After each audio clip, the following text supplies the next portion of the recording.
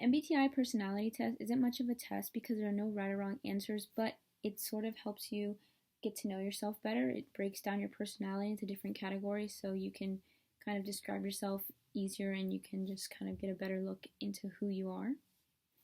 When I took the test, I got the letters ENFP. The E stands for extroversion, the N stands for intuition, the F stands for feeling, and the P stands for perceiving. So I can definitely say that maybe like 4 years ago, I definitely wouldn't call myself an extrovert. I was definitely an introvert. But I think throughout high school, I've definitely come out of my shell and I can totally say that I'm an extrovert now. I love being social. I love giving my opinion. I love talking to people. I love meeting new people.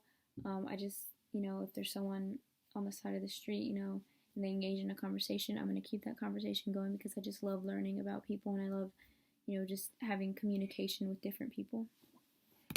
When it comes to taking in information, I definitely do not like to pay attention to the small details. I kind of like to just focus on what's going to happen in the end, like the big picture. An example could be like, I guess, like my future. I don't really like to think about what I'm going to do in between now and 20 years. I like to think what's going to happen in 20 years, like the end result of everything, minus the small details. I don't like focusing on them. When it comes to making decisions, I definitely base my decision making on how I'm going to feel after I make the decision, and especially how other people are going to feel. If I think the decision I'm going to make is going to affect them or affect how they look at me afterwards, I sort of take that in consideration.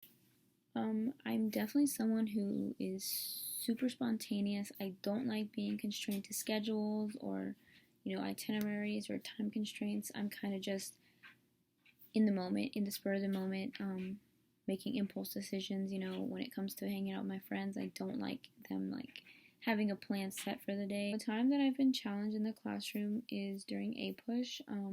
That class is a class that you really need to be social and you need to be able to ask questions or call out answers and talk to people next to you, discuss the material that's being taught. I think that at the beginning of the year, I never really did that. I'm not sure why. I just felt like it wasn't going to help. And now I realize that, you sort of need to be an extrovert when it comes to that class. You need to be able to talk to people and, connect with people and connect to the material.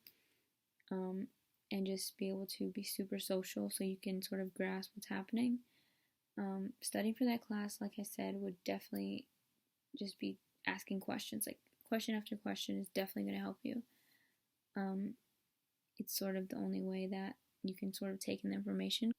Being at the school has definitely taught me that you're going to have to work with people whose personalities completely clash with yours.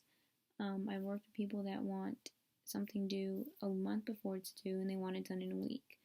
And, they're the team leader, and as just a member of the team, I have to try to, comply with that, but I don't work like that. I can't have a time constraint, and then you give me such a small constraint when the assignment is due in a month, and when I can get it done in a month, slowly and steady as I go along.